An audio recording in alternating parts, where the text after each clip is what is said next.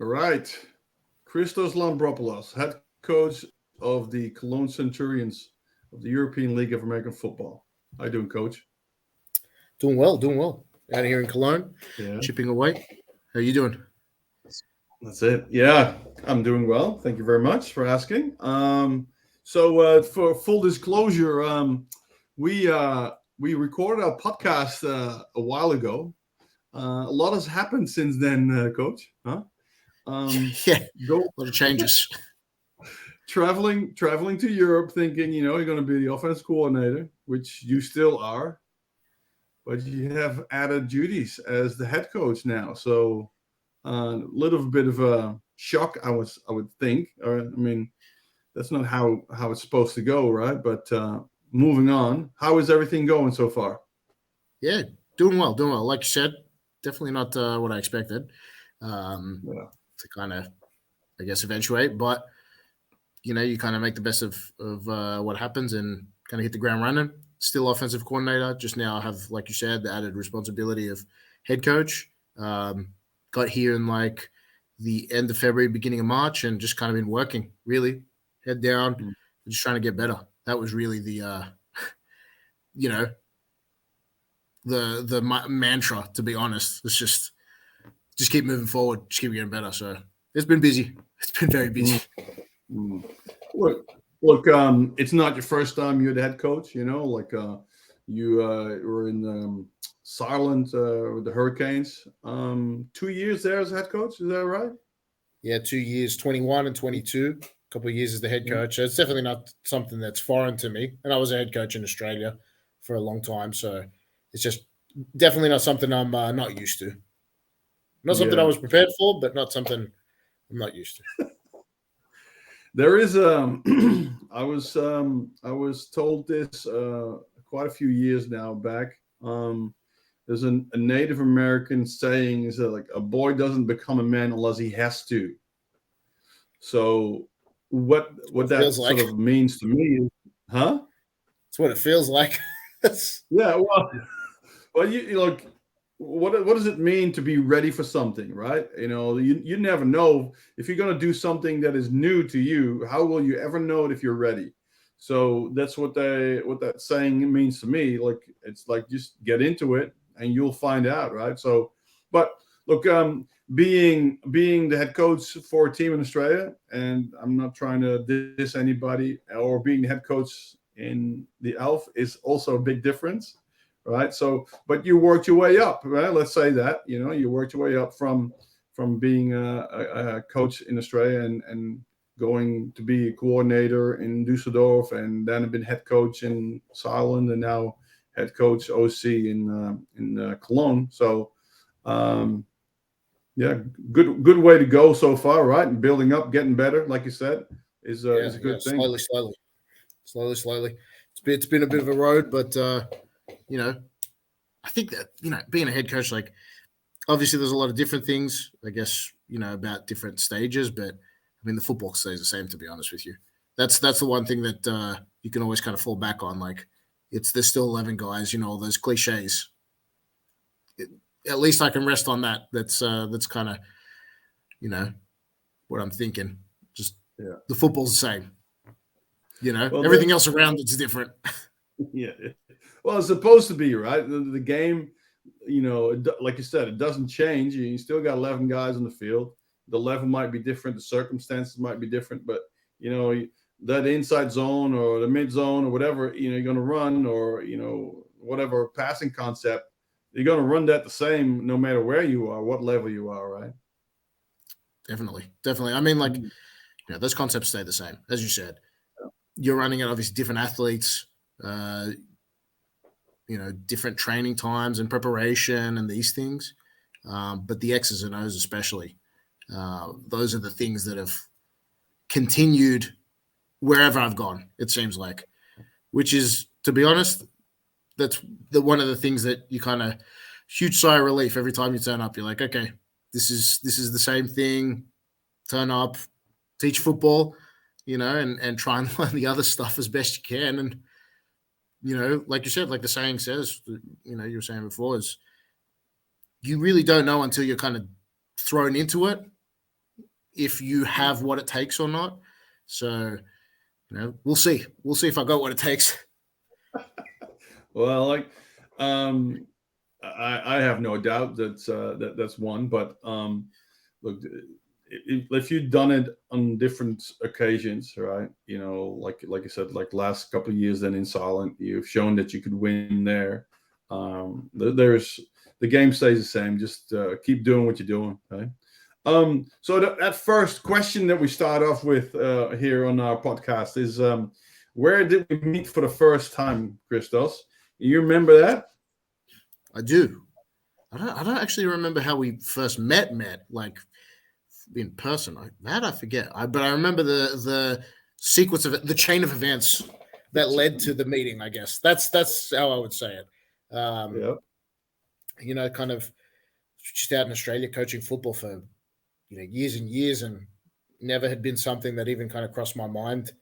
Well, it had crossed my mind, but not something that you took seriously about taking to the next level. And I happened to be doing like a clinic talk, and guess you saw me there, and reached out after I did it. I remember I turned up somewhat unprepared, because I remember thinking, I'm like, look, I'm just gonna grab a whiteboard marker, get up there and just talk football. Everyone had like their laptops and all these like really nice, well thought out displays. I'm like, oh my God, I've completely misjudged what I was supposed to do here. But it ended up being a great thing, apparently, because I know that you saw me there and you're like, I think that was the thing. Oh, whiteboard and a marker, he can actually draw up there. And then we spoke, shortly after that. And then the ball started rolling. Australian national team, and then Düsseldorf and all this other stuff. But that was the spark there. That was the first initial, meeting. Yeah, but the in the context of this, let me add something to that, right? So is that I was coaching in Dresden, and I was the head coach of the Australian national team, and then Paul Manera organized a coaching convention in Sydney, and then he invited you to come and talk. All right. So yes. and then I came home after the season, and all these talks were recorded, and I started watching them. I'm thinking, hold on, this guy knows what he's talking about. And it was one of these, like you said, there was a whiteboard marker and a whiteboard, and we just, now I'm thinking it was like you talking about a screen game, is that right? It was talking about RPOs, which is funny because I was kind of drifting away from kind of doing that type of football at the time. But yeah, I think that's what the topic was about. And I can't remember kind of scribbling stuff on the board and talking real quick and very fast like I usually do. A couple of people, they're like, slow down. Yeah, come on. Yeah, exactly. And I'm just not looking behind to see if anyone's actually listening. But no, I remember. Look, the topic then is I forgot about that, but I remember seeing it and the way you explained it. But more important, the way you were drawing up your X's and O's, so to speak. I thought this guy has done this before, and that was very surprising to me, because that wasn't always the case in my experience here. So yeah, and then we sort of reached out, and yeah, all led from there. So yeah, good job. That was my first recollection of seeing you. Yeah, I didn't do it on purpose. I just remember thinking afterwards, I'm like, I don't think I don't know how coherent I was, because afterwards I was, I have a horrible habit of like just completely going off on a tangent, and talking for a few minutes straight, and then someone kind of puts their hand up, and they go, "Oh, what's wind back 5 minutes." I'm like, "Oh yeah, that's my fault." So I thought it was kind of, I thought in the end that it wasn't going to be as I mean, it was sheer luck, that you saw it, and I guess at least one person understood it, which was you, which was nice. Yeah. No, like I said, I was definitely impressed with how it went. So yeah, very nice. Um, yeah, so that's you're we went together to Dusseldorf. That was a lesser successful period, I guess, Not for so both nice. of us. Yeah, it was a lot of challenges there, right? So, but ultimately that led to your position in Silent. And was it your first or your second year that you got the GFL Coach of the Year award? That was my first year. That was my first year. So in 2021, I mean, in 2019, went out obviously together. You were a head coach. I was offensive coordinator at Düsseldorf in 2019, and learned a lot. It wasn't, like you said, wasn't as successful as I guess either of us would have hoped. Um, Mhm. but that season and kind of the different, I guess, challenges that you kind of go through. I learned a lot in such a short period of time. And I remember thinking, if I ever get a chance to coach again, or have kind of an impact on a team, I had learned a lot, and what not to do, what to do, these sort of things. And in 21, got the chance again down in Zealand, and I don't know. To be honest, horse with blinders. I was just like, we gotta win a couple games here, and then it kind of snowballed, and I was in a lucky situation, a good situation. It wasn't just me. There was a lot of people involved in the in it. So as much as I'd like to pat myself on the back and be like, the greatest coach, winning the coach of the year, it's usually a whole bunch of things going right with a whole bunch of people, So, but yeah, that was the first year, so 21, and then the second year was 22 last year. Yeah. Okay. Yeah.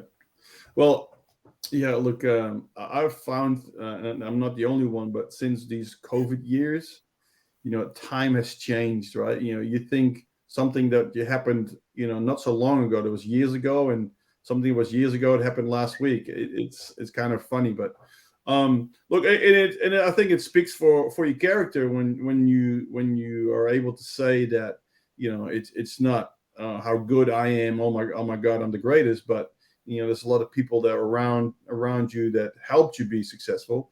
The ultimate though is just like when you get fired for not being successful, you get an award when you are successful. The buck stops with you, right? So you still have to manage all these people that are around you, to help you be successful as well. So you sort of speak to the what sort of the things that you've learned then in Düsseldorf that helped you be successful in Silent. Some of it was kind of sticking the course, trying to keep things relatively simple, little organizational things. You know what I mean? Things that you think don't matter, but they kind of do. Being on time, starting on time, finishing on time, not being kind of chaotic, and these sort of things. We did them anyway, but I remember those were some things that we did well. It's like, okay, I want to carry that over. Some of the things were, how you relate to people and above you and then below you as well. Like those. Some of it is just like you said before. To be completely honest with you, get thrown in and it's trial by fire. I was offensive coordinator actually first. Then I get thrown in as head coach, and some of it was who do I recruit to play those American spots? How do I recruit them? I had to learn a lot about that, I think, and getting the right people that fit what you're doing.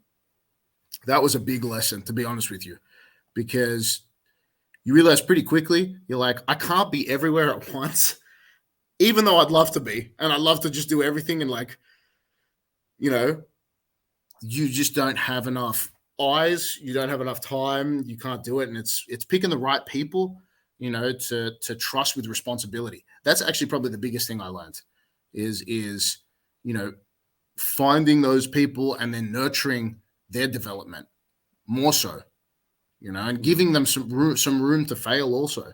giving us room to fail, while also kind of steering the ship in the right direction so it doesn't, completely throw everything off. It's probably the biggest thing I would say. How do you relate to people and putting them in the right position to be successful? Because at the end of the day, it all ties back in together. And those jobs, like you said, the buck stops with the head coach. So there's a lot of jobs you don't do that people think you do, and it kind of comes back to you, and you're like, I really had no hand in that, good or bad. But you just take the responsibility for it. You know what I mean? Well, like you said there, it's like you empower people to do their job, right? Very much so. Very much so. So, and it's like you said, like it's how big is your roster in the Elf? We're hovering around like 60s, about 58, 60 right now, but usually about 65. That's the cap. Yeah. You have So 65 is the limit, but look, you cannot be involved on the same level with every position, every player, every side of the ball, all that kind of stuff. So you have to empower people, to do their job and trust them that they do their job.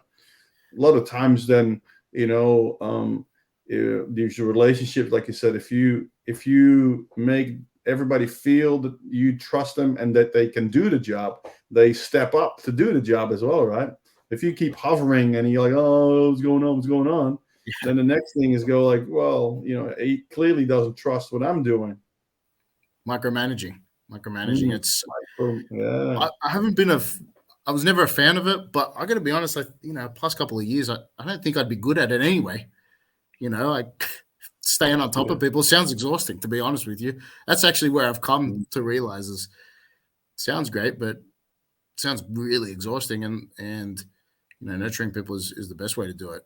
And like you said, a little bit of belief in someone, to do their job and do it well goes a long ways, I remember this is also a fair few years ago when a coach said to me that he liked how I did that with staff and people around, that I empowered them, right? And this is actually a long time ago, and I actually never give it any thought to do it any other way, kind of thing. You're like, all right, we give you this title, you just go and do it, right?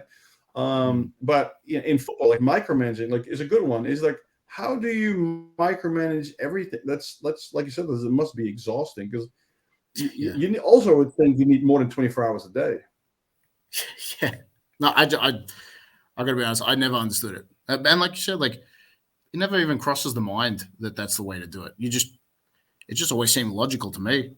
Can't be everywhere at once. It's the ultimate team game on the field, with the players. So what makes you think that it's not the same for coaches? It's just not like any other sport. You have individual coaches for individual positions, and there's so many positions. The structure is filled with a lot of people within a hierarchy, and even if you wanted to, it just never made any sense to me. Even if you wanted, control everything, it just never made it. You can't, by definition. It's like you'd run out of hours. You wouldn't be sleeping. Yeah. So, just moving forward then to the Centurions. You said that you got there about February. So recruiting, do you have a lot of international players, or is it mostly Germans, or how do you build your roster? Mostly locals, like everyone else. I think it's couple transitional, 4 Europeans. So anyone outside the country that you happen to be coaching, and then 4 Americans, 2 on 2 on offense, 2 on defense. That's how recruiting usually happens, and then it's just the area, your area. That's really what you're trying to kind of cultivate the most. The So, what's the longest travel you have for a player? Because that's the definition of local. What is local, huh? I'm trying to think. A couple of hours, probably. Yeah, an hour and a Mhm. half, a couple of hours. I Yeah, mean, in Australia, that doesn't. A couple of hours is not much. yeah. So every time I hear it, I'm like, oh, a couple of hours. That's not that bad. You know what Yeah, I mean? yeah, That's yeah. sitting in Sydney traffic, to be honest with you. So like, Yeah. Sydney traffic is typically really bad. every time I go to a new place, they're like, traffic here is terrible, and every time I'm like, you have no idea, absolutely no idea. Yeah. 2 hours to get, a 15-minute drive, worst traffic Yeah, ever. look, over the last couple of years, Melbourne has grown actually quite a bit too. It's like we're at 5.1 million people now, and look, I don't travel that much, around, but like every now and then in the mornings for work, I do hit some of the travel. Usually, I'm just before it, but it can take a 50-minute drive. It takes you 30 minutes for sure. Yeah. I've been there. But I'm glad to be out of it. yeah, yeah. Well, German cities that they have so much better public transport, right? And they're just different. Like, you said it, 5.1 million, and it's all bunched up, you know. Yeah. It's actually quite funny. Every time that you come out to, Germany or whatever, and they're like, oh, kangaroos or something like that. And it's like, mate, I'm from a big city. I've barely seen a tree for 12 years, Yeah. People do have that, does everybody have a pet koala at home kind of thing, Yeah. right? Yeah. You try and milk Now, it a little, you're like, yeah, Skippy's out in the backyard. It's like yeah. Yeah. the Now, backyard's concrete. yeah. So I do think maybe that has changed a little bit over the last couple of years with all the bushfires where people, because I don't know about you, but there's a lot of people from Europe or from the States reaching out. It's like, oh, how are you guys doing? And then because they learn about the bushfires and how many wildlife gets killed, so they do have. All right, so these um some of these animals are close to close, but reaching to an Yes. extinct level. Yeah, It's a knife's but edge. Yeah. in the city and outside the city is a big difference, eh? Yeah, definitely. Yeah. But anyway, so travel, a couple hours maybe. So and because I'm just thinking, how far is your reach outside of a decent travel this, but and how many Yeah. guys are sort of within an hour? Is that most of the guys then from Most of the guys are Cologne? within, Mm. pretty good driving distance, to be completely Yeah, honest. yeah. For the most part, within an hour, I would say tops.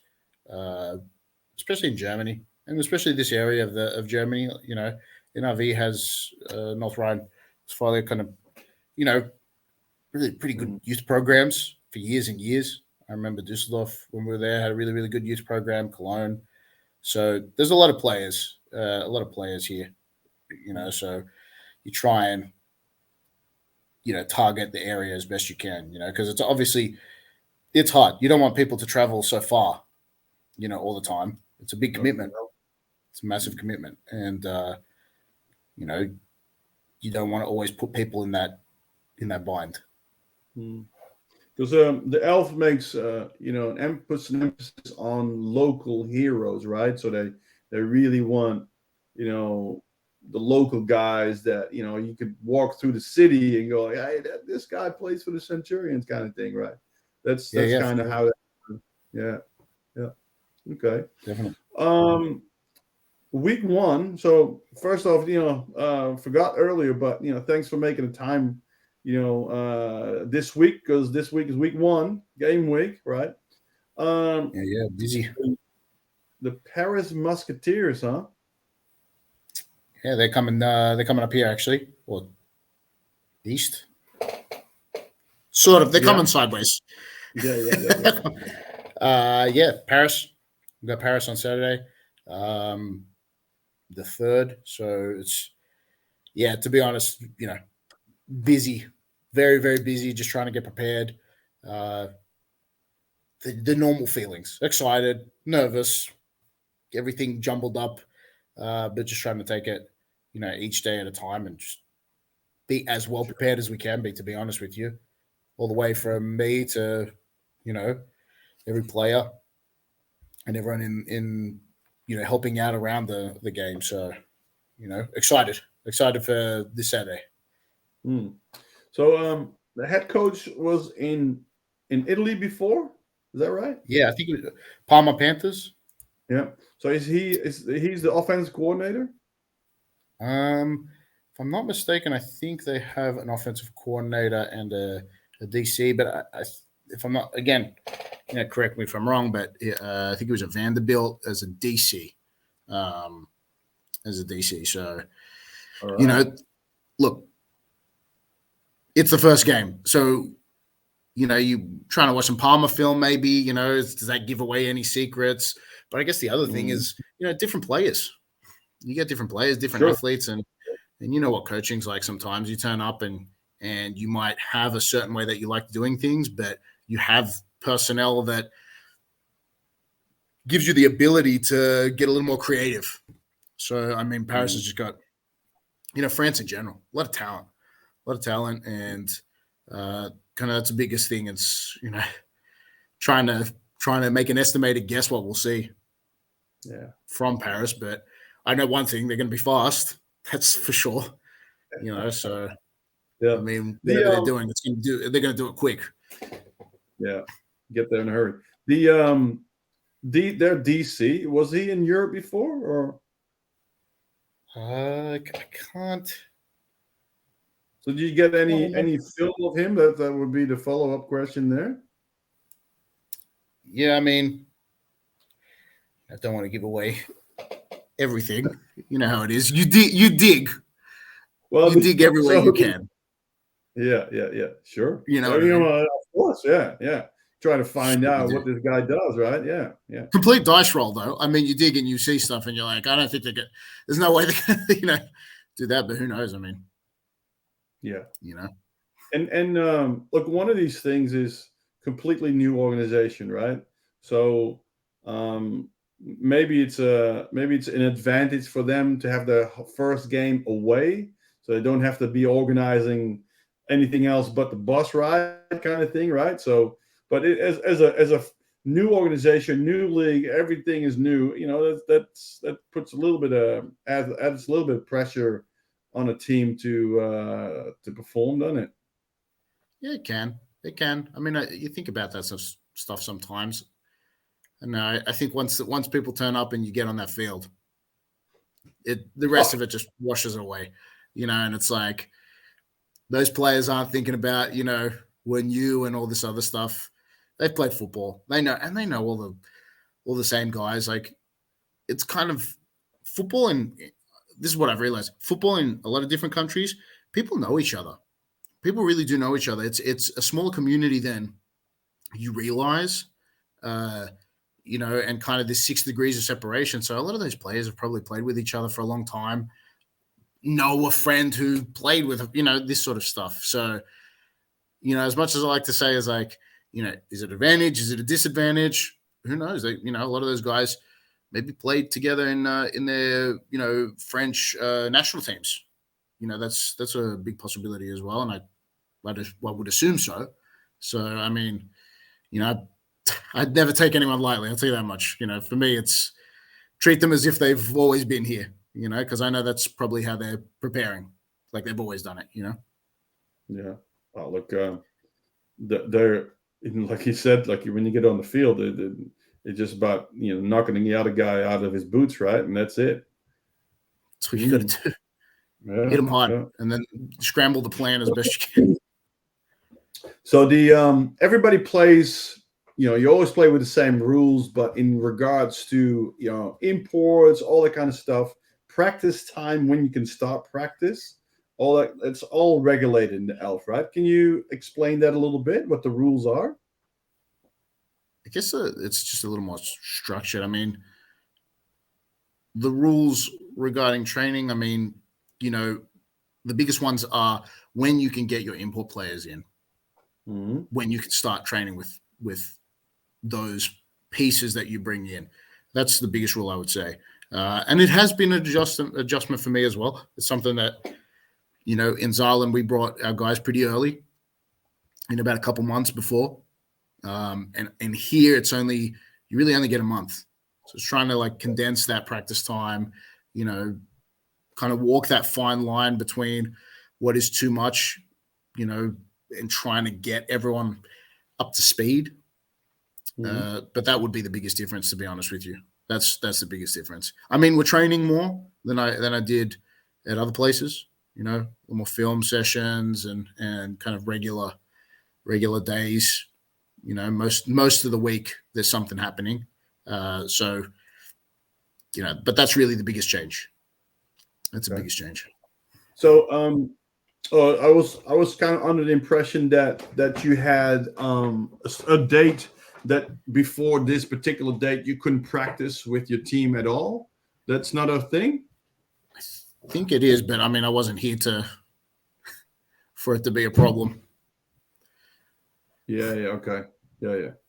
Okay. Yeah. So, all right. Just, but yeah, I thought that with those regulations in place, it creates a more of like an even playing field almost in terms of preparation. But I think that's the thought behind it. Like I told you, the month before with the imports, because previously, some teams had the finances to bring people in, for the whole off season.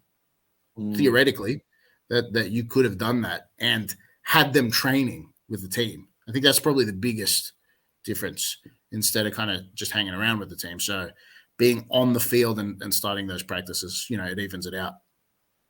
Gotcha. So now, like I said, with this week, then week one, how have you made the progress? Till week one. Now it's game week, or have you been preparing for week one a little bit early than this week? I'm mostly just focusing on ourselves, to be honest with you. I mean, like I said before, it's hard to know what Paris is going to do. So we've been really trying to just get better ourselves. That's kind of the biggest thing. And that's mostly what you can control, especially in a preseason and preparing for that first week, is just, finding what you're good at and trying to like really hone in, sharpen that weapon.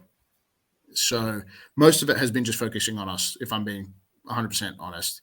Right now, obviously, there's the past 2 weeks kind of trying to, microscope more on the immediate opponent, which is just around the corner.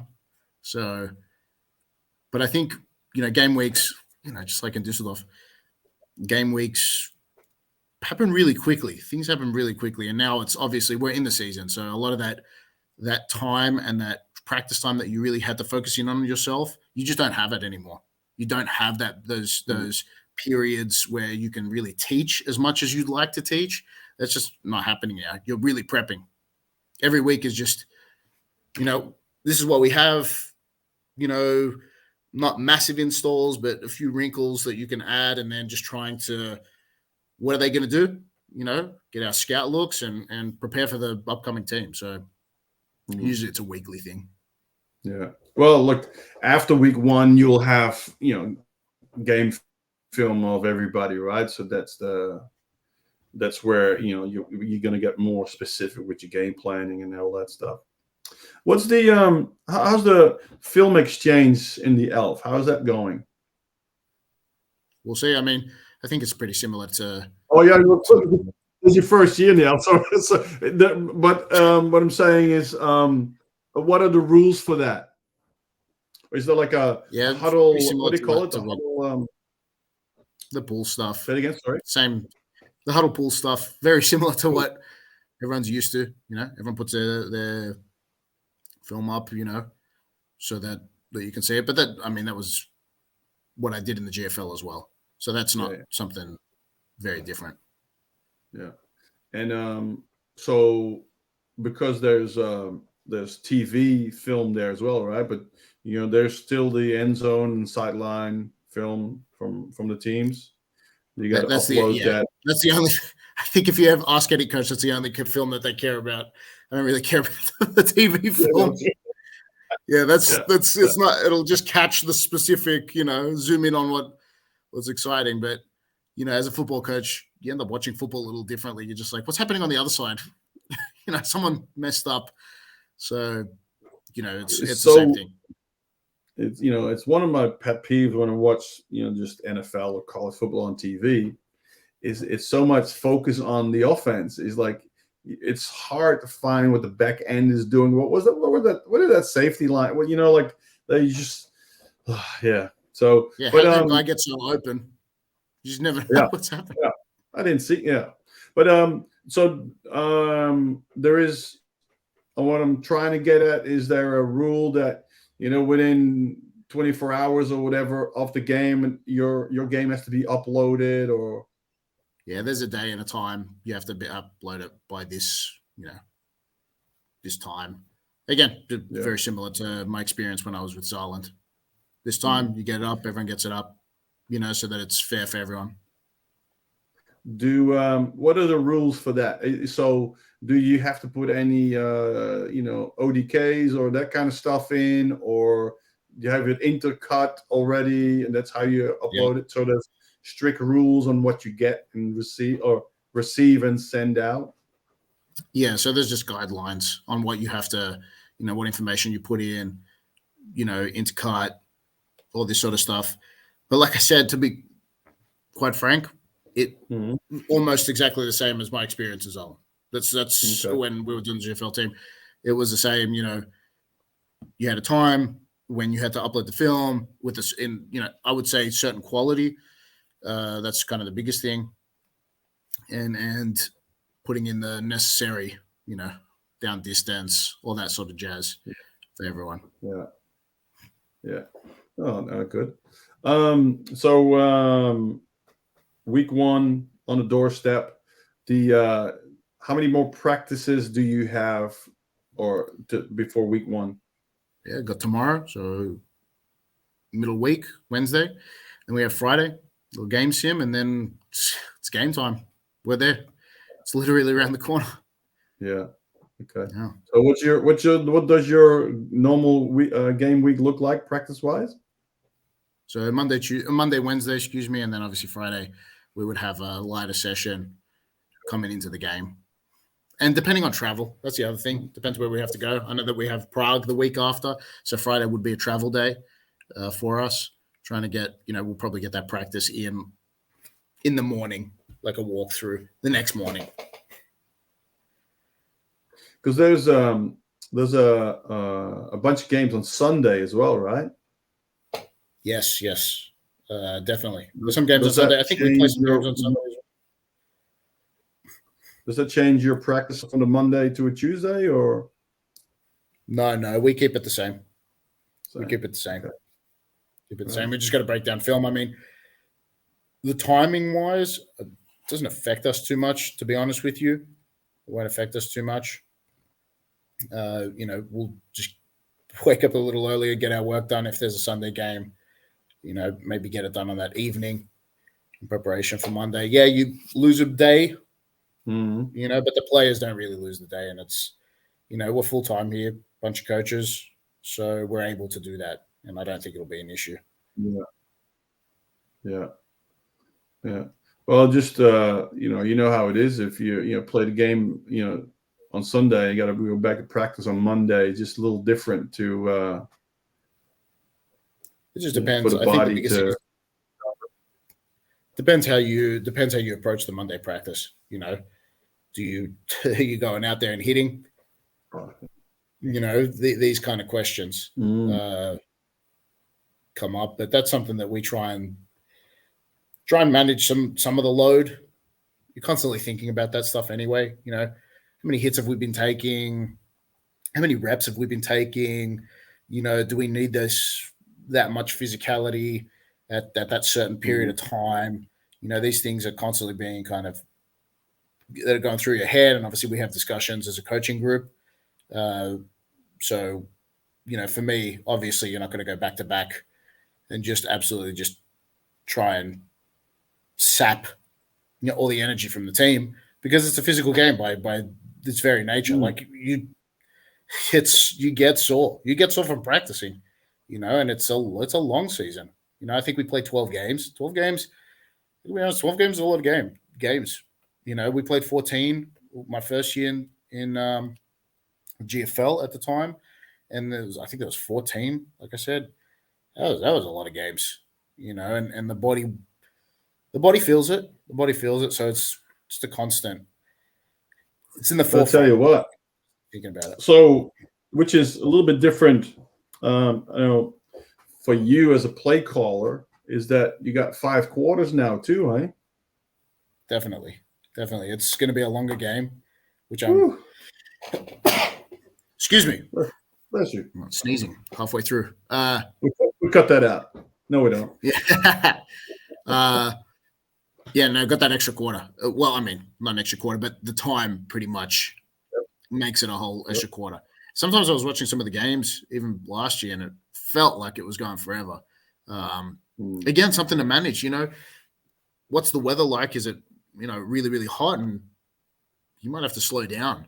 You might not be able to play the type of game that you have been playing before. These are the things that you kind of think about. How many possessions, added possessions, are you getting? Those are big. That's a lot. It's a lot of time. 15-minute quarter. That's a long, long time. So and it depends what type of offense you run. I mean, if you're gonna run the ball, maybe the game doesn't seem so long. But if the other team is passing and you're passing, that game could take forever. And it could really drain your energy, especially if the sun's bearing down. I'm a coach and I feel it sometimes. No kidding. Yeah. But you'll have a bunch of guys obviously that played last year or last 2 years in the Alpha already, so they have an idea. But for the guys that are new to the Alpha League, they'll have an adjustment period there too. For just I just called it an extra quarter, which obviously is still 4 quarters, but it's in terms of the old school 12-minute quarters, you have another one. Yeah, no, it's amazing. It's going to be. I expect it to be. I expect to see a lot more people, much more exhausted than usual. And even but some people have said it to me. Calling plays, you're going to feel like this quarter will never end. What's going on? Yeah. Now look, more football is not a bad thing, but it takes some adjusting. Yeah, definitely. I'll see how it goes. I'll let you know after the game. Yeah, that'd be interesting. Like, look, it just back in the old NFL Europe days, obviously we had 60-minute games, but after that it's GFL or IFAF or anything, it's all 12-minute quarters. I actually don't know why they changed that. I don't know, but I don't know any better than that as well in amateur gaming around the world, so yeah. Not sure either. Yeah, look, it's kind of weird that way. I'm thinking, the sort of along the way in the season, right? So, which conference do you play in? Playing the conference with. Yes, I'm blanking. It's very late at night. Yeah. I know who's in it. I can tell you that. I mean, we have Frankfurt, Rheinfire, Hamburg. Right. That one I can recite, Frankfurt? And I think that's the most important. So we got Frankfurt, Hamburg, Rheinfire. We have Paris, and it's us. So that's our division, and then we play the 2 out of conference teams, which is Prague and Leipzig. So yeah, we got a tough conference. There's some really, really good teams. I mean, all of them: Paris, Frankfurt, Rheinfire, and Ham. I mean, great talent, good coaches, the whole 9 yards. So, excited for the challenge, to be honest with you, because You get into football and you're like, I want to play the best. That's what I want to do. I want to play the best teams, coach against the best coaches. That's if you have any competitive streak in you,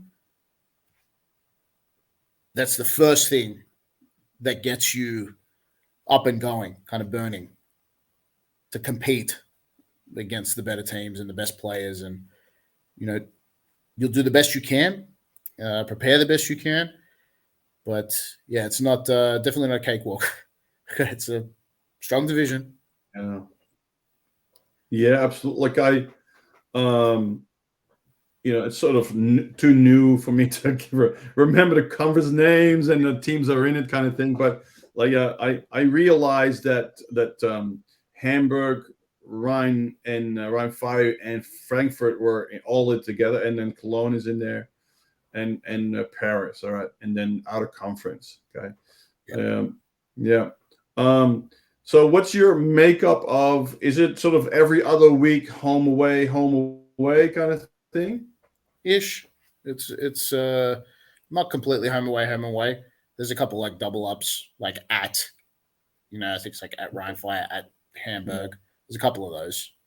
So it's not completely like home away. Not completely like that. And obviously probably like some Sunday games, Saturday, Sunday. So it's a 12-week season, then playoffs. Yeah, 12-week and playoffs. Yeah. How many teams in each conference make the playoffs? Can I be honest with you? Mm-hmm. I'm not even thinking about playoffs. Yeah, that's a strong. Look, you got to win first. So it's week one. It's week one. Let's just turn up and play football. Like, yeah. I know the initial thing is like, oh, who can get it? This sort of stuff, and it's like we're not even having that conversation if we're thinking like that, and at the time. So for me, that seems like a lifetime away. I'm not really, to be honest with you, it's game week, and I'm just thinking about practice tomorrow, and playoffs is something. I just sound like Jim Moore. Playoffs. Talk about playoffs, like playoffs. Yeah, exactly. Yeah. No, I was just more thinking of the structure of the league. Like how it all sort of, because that every year so far it's been changing, right? Because it's adding the league's adding teams to it, so there's every league. I'm not up to speed with all that stuff. So, Coach, it's we're nearing bedtime for you, man, huh? Don't want to drain you too much. Little past the bedtime, I think. A little. Well, you're what are we calling? You're a night person. Very much so. I am a night owl, I must say. Like that's probably when I do my most of my work. Most of the what quote unquote good ideas, if I have any, that's probably when I'm having them. I've always been a night person. I don't know why. Because you kind of get both. You get some coaches, it's like they are on it. They're waking up at like 5 or 6 and it's go time. They're getting everything done in the morning. It's kind of never been me. I kind of do it in the back end. Ever since I was little, so bit of an insomniac. I know. I worked with a few guys too that are just very early risers, right? I mean, like, I don't know. Like it to me, it's always this. If you wake up early, you go to bed earlier as well. It's like it's where your rhythm, sort of natural rhythm, sits, kind of that dictates, I guess. I'm more of an evening person than a morning person myself. But look, I go for work. Like 3-4 days a week. It's early, so but you do what you have to do, huh? Exactly. Whatever's asked. All right, man. Again, thanks for your time, and good luck this week. And really appreciate it. We'll speak soon, eh? Definitely. Thanks for having me on. Good. Absolutely. See you, Christos. See you later. Goodbye.